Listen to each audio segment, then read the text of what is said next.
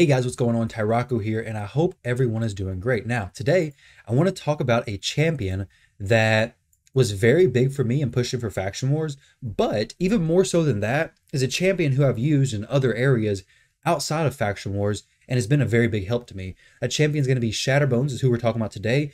Now, imagine a lot of you are like me in the fact that you don't like investing in a champion who you are only going to use in one area of the game. Like, I feel like it's a waste of resources to only have a faction war champion that I take to level 60 to 6-star, fully mastery, fully invest in them, where I could invest in any other champion who could do more areas of the game. Well, luckily, Shatterbones is a champion who you can use in the Doom Tower very well. He can be used in a lot of different dungeons. Honestly, his skill kit applies to anywhere in the game. He can work very well in the arena, even in the later game. Like right now, specifically for me, I've gotten Lydia.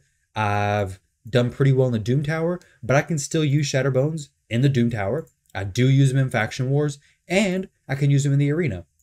So even as a player who's a little bit further along in the game, I'm still using him in a lot of different areas. So if you have Shatterbones and you're in the mid game, the early game, you can definitely feel safe in knowing that, hey, if I invest in Shatterbones, it's not going to be wasted resources necessarily, and I'm still going to get some benefit out of him. Now, before we get too much into this, I do want to mention that I am still working on doing some easy guides for these crypts. Now, next I'm planning to do skinwalkers most likely, but I tried doing dwarves when it was last open. However, had some issues with the RNG of the boss. The boss was not hitting my right target, even though my Rockbreaker had very low HP compared to everybody else. I'm going to tweak that. I want to make it as easy and as little RNG as possible. So as soon as I get that to happen, I'll release the video. I had one where I just misclicked one turn and it would have worked, but I want to make it very consistent for you guys before I release that. And I will make sure all the issues are weeded out and everything's as smooth as possible for you all.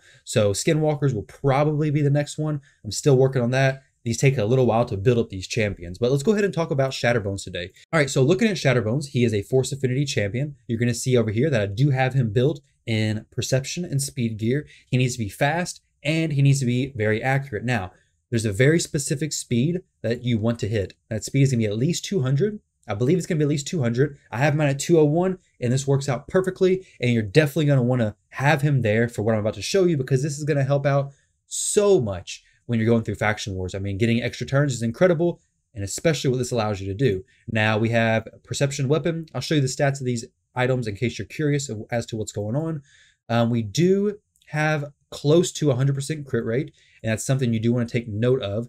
The boots are level 15, so are the gloves, just because there's an artifact enhancement event coming tomorrow, and I want to make sure I can get those extra points before I waste the silver, because going from 15 to 16 costs a lot of silver, and I want those points. So we have 35 speed on the boots. Obviously, take them up. It'll be 45 HP% chestplate, just for some survivability. It does have some accuracy substats. I really want accuracy and speed wherever I can get it. Now, the gloves, they have crit rate, okay? So, like I was mentioning, you do want some crit rate if you're running champions who have are attack based, because he has an A1 ability. Didn't mean to close out of that.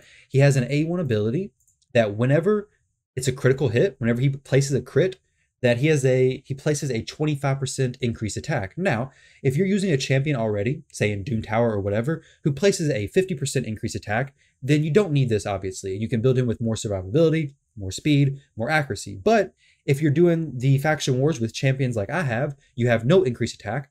So having this extra buff is very, very nice, especially when you're running with champions who use attack-based skills. Now, this necklace is something I was testing out on him earlier. I was seeing how hard he can hit.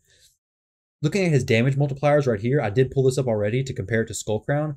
His damage multipliers look decent, okay? But it's only on his A1. And his A1's not an attack all enemies or anything like that. So honestly, I don't find it very reasonable or the wise thing to do to build him to do damage. He can do decent damage.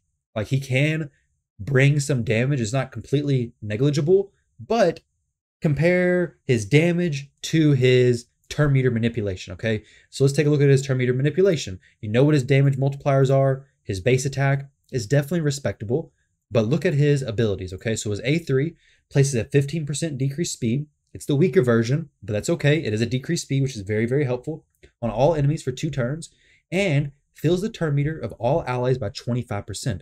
So this is very, very helpful in every area of the game. Every area you want to go faster. Well, maybe not clan boss. So every area except for that. But Hail is his second ability, his A2, attacks all enemies 3 times. And this is actually a little misleading.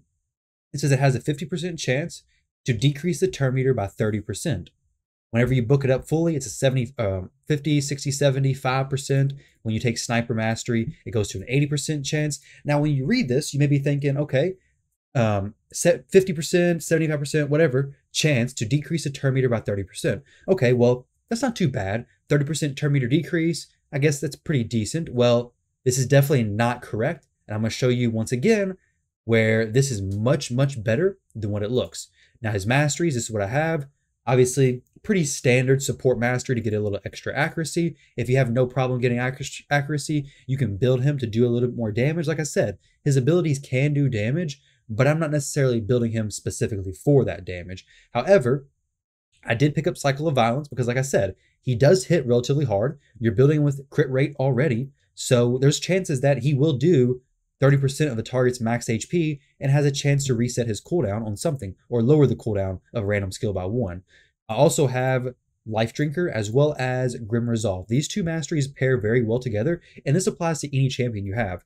But Grim Resolve heals by 5% of the damage he inflicts when attacking with less than 50% HP. And then Grim Resolve increases the damage he inflicts by 5% when attacking with less than 50% HP. So he's getting low HP, and then all of a sudden he's doing more damage and healing from that damage. So those two go great together. But overall, relatively standard mastery build. Let me get an angle where you can kind of see those very two bottom ones here. You can see that. If not, here's the build right here on the side. But that's what he's looking like. So I showed you all these. Just defensive trinkets down here, or accessories, jewelry, whatever it's called. Defense, and then accuracy, because we do want accuracy to land both of these abilities. Let's jump in here and let me show you why he is so good in the faction wars, okay? Now, when I mentioned that he's good in everywhere, turn meter manipulation is extremely helpful in the arena. And I did pull up some speed calculations, but if you've seen the Sylar video, you'll obviously know how important speed is in the arena. I mean, you just bring a speed booster, throw in Shatterbones, and he can decrease the turn meter, and it helps you helps you out a lot with fitting your other champions in. So let's use this. Now, I'm going to show you why you want that 200 speed. So we're going to use his A3 first. They almost have full turn meter, all right? So they're probably around about 100 speed, give or take. But either way, they almost have full turn meter. We use this A2 ability, and then we fully decrease their turn meter, basically. Okay, so I guess they resisted some of that or something, but let's go ahead and see how this looks if I do it again. And then I'm going to show you guys why I know that his A2 ability isn't just a 30% turn meter reduction. It's a much bigger turn meter reduction than that. All right, so that didn't look great. I guess it might have been because I had to turn it fast. But let's go over into the Doom Tower real quick. The biggest thing I want to show you there was that using him at about 200 speed, you can apply that decreased speed plus that turn meter reduction, and you have those 2 turns back to back, which is a very, very, very big help. Now I'm going to go into the Doom Tower stage on hard, just so they're a little bit faster and I don't just kill them all. We'll do this. And then just for a little extra safety measure, just to make sure we have enough accuracy. Accuracy is a big thing. Obviously, for Doom Tower, I believe you want about 250 for stage 21 of the Doom Tower. I could be mistaken, but I'm pretty sure that's a safe amount. So shoot for that number. In the Doom Tower, though, you're going to want a lot more accuracy. All right, guys, so now that we're in the Doom Tower stage, let me go ahead and show you how I know this ability is not a decreased turn meter by 30% ability. All right, so we go up here and look at these champions, and they have 1, 2, 3, 4 bars of turn meter. All right, so we could assume this is about 25% turn meter per bar. So 25, 50, 75%, and then say about 75 to 80% on all these champions total. So 75 minus 30 would be what? 45%. Okay, so we would think that when using this ability, all these champions would go about 1 bar, 1.5 bars, give or take. All right, pretty simple math there. Hopefully everything's tracking along right. But we use this A2 ability, and we notice that all these champions have empty turn meter bars. So to me, that would say that that turn meter reduction was at least 75%. So unless I'm seeing something wrong here, his ability reads that he has a chance of reducing their turn meter by 30%, when in fact, it looks like it's reduces the turn meter by 30% or has a 50% chance to reduce the turn meter by 30% each time of all 3 of those hits. So basically, he goes from a chance to decrease their turn meter by 30% to a chance to decrease their turn meter by 90%, which is a very, very big difference from that 30% initially thought. That's incredible. That turn meter reduction is very, very helpful. Now, looking at Faction Wars, if you're going through this and you have a full team, ideally, right? So this is not an example of a team you'd want to use necessarily. Obviously, this is not what I'm going to be showcasing for the accessible teams to use, because I will get flamed in the comments for sure.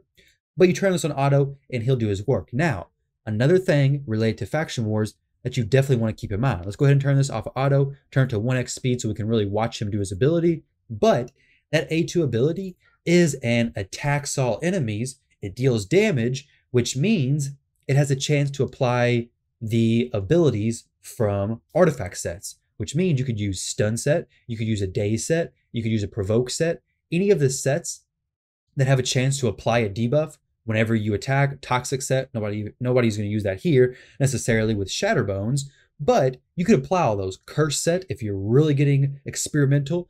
But yeah, you could apply those debuffs with this because it does damage. So that's great. Obviously, his A3 ability, you may or may not know this, but it wouldn't apply those stuns or anything like that. So we use this. Everybody looks 100%. We'll call this 100%. It may even be over because you can go over your max turn meter, but I'm just going to assume it's about 100%. So we're going to go ahead and look at these people, and then they get taken down all the way to basically looks like about 10%.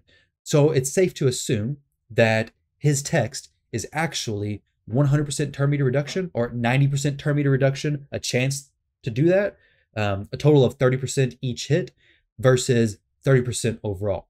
So whenever you're doing that, obviously all of my allies win. Then Shatterbones is doing turn meter manipulation. So everybody's basically getting 2 turns for the enemy's 1.